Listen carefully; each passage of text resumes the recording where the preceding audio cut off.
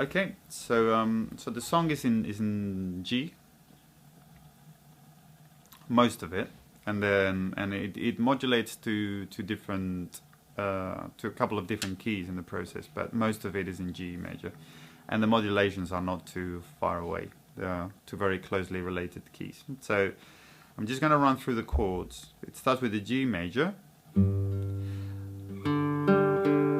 Now when I finger pick, I'm going to be using my fingers 1, 2 and 3. They're always going to be either on the middle set of strings, and I call the middle set of strings the B string, the G string and the D string, or the bottom set of strings, which is the same thing one string down. So E string, B string and G string. So that's the territory of fingers 1, 2 and 3. The thumb will be playing either the E, the A or the D string. So obviously the D string will only be when the other three fingers are on the bottom set. And when the other three fingers are in the middle set, then the D string won't be for the thumb. It would be just for the finger number 1 in that case. Okay. So yeah, let's get on with the chords. We start with the G major. We carry on with an E minor, then a D for 2 bars. Then that changes to D7 for another 2 bars.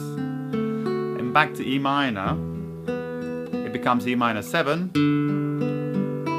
and then it goes to C sharp, which is the major 6 of E minor. Now this sounds like a different chord, but it's still E minor with a different color because of that C sharp being played on the bass. Then it goes back to D, D7, E minor, C.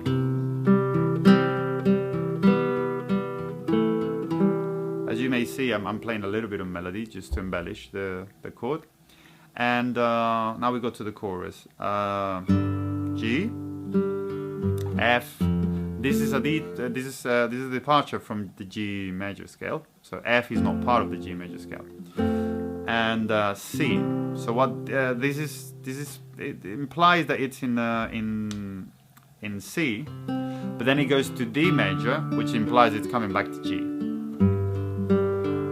then again G, F, and this time it goes to B flat. So between B flat, I put an A minor between B flat and G. And this third time that it goes back to G in the chorus, then it starts descending. Instead of going to F, it remains in G major, and it does a D over F sharp, and then an E minor, then a D, and it finishes with a C, back to G.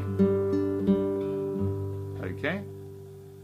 And then it starts the whole process again.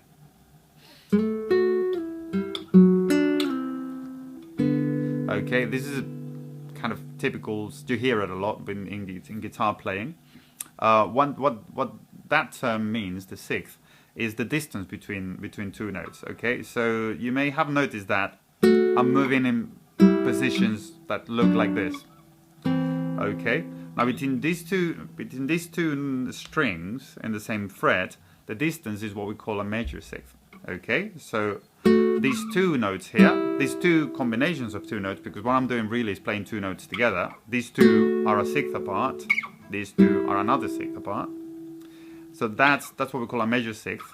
And I'm playing a melody moving two notes that are a sixth apart. And then I play these two. Now you see that the shape changes slightly. What's happened here is that now instead of what we call a major sixth, what I have is a minor sixth. Okay. So the whole melody goes, and all these notes are from the key of G, and you can play the whole key of G harmonized in sixths. Okay, so for every note of the scale, you can take another note from the scale that is a sixth apart. So it's literally like playing the scale twice at the same time in two different registers. Okay, so say if we start here where we have a D on the D string and a B on the B string.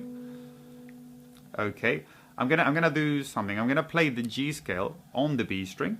I'm gonna play the G scale on the D string, and then I'm gonna put them both together, so you can see how that playing in sixths works. Okay, so B, which is part of the G scale.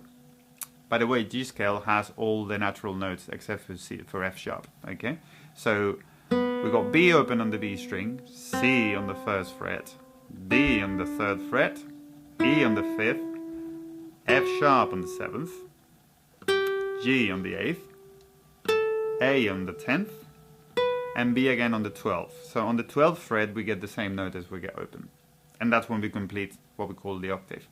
I'm gonna do the same on the D string. So open is D, second fret is E, fourth fret is F sharp, fifth fret is G, seventh fret is A, ninth fret is B, 10th fret is C, and the 12th fret is D again. So if you combine the notes in the two strings, we get the same scale harmonized in sixths. Sorry.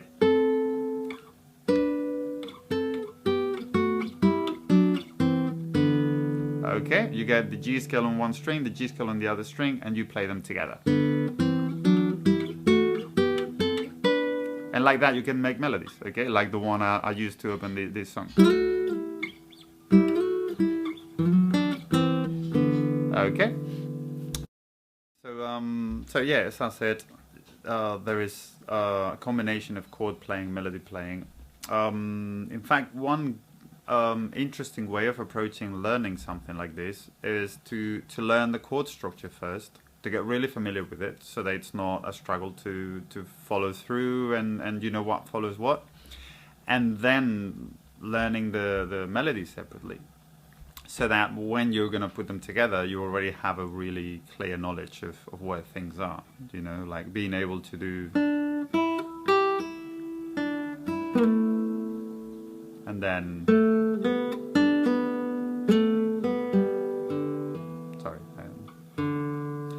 okay. that's all of the G major scale.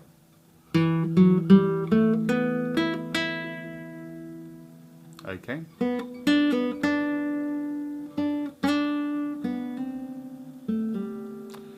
And so on and so forth. So just if you look at the tabs on the website, it's very easy to tell the melody from the chord playing, because obviously the melody is on the top lines, which represent the higher sounding strings, and all the chord playing is amongst the lower strings.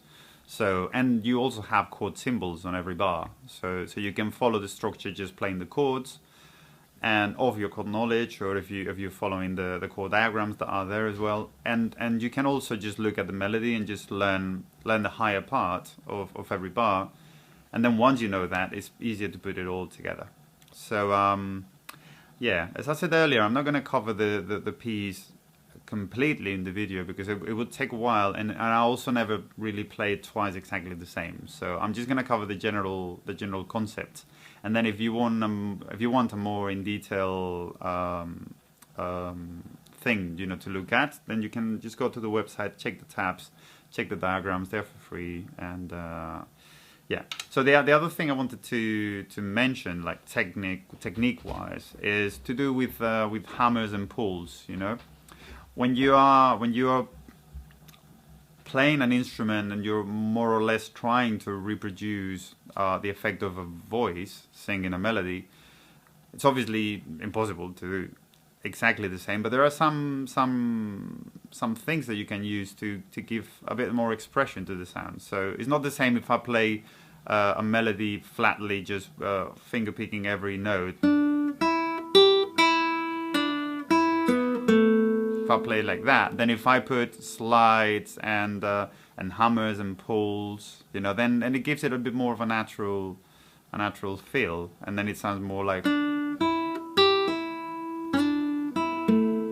Okay, so I'm pulling there, I'm sliding into my D note, and then sliding down to my A note. Yeah, so that's you know, all those things have specific symbols in the tab diagram. So so just be aware of that. And if you do want to learn the piece note by note, then just, you know, just be aware of those details. And you know, combining the video with a tab will be, you know, definitely give you everything you need to learn it.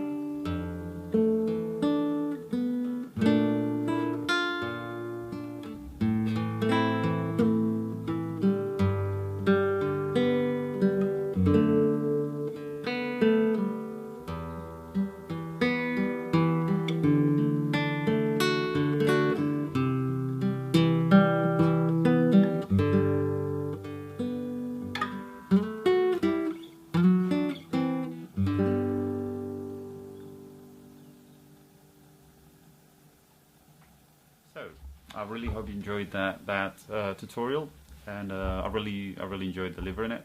And just wanted to mention that if you have any questions or any comments, any suggestions, there's a comment section below where you can, you know, drop your whatever your ideas, and I'll be happy to also, you know, communicate with you about them. If there is anything, any other songs or pieces that you would like to learn and you would like me to cover, also let me know via the comments section.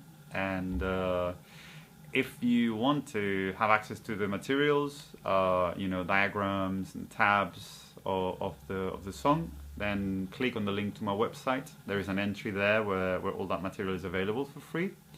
And there's also my contact on Skype, where I teach people around the world. And so if you would like to have a lesson on Skype, I'm available for that. And yeah, I hope you have a great day, and I hope to see you soon. I will be uploading more material soon. Thank you very much.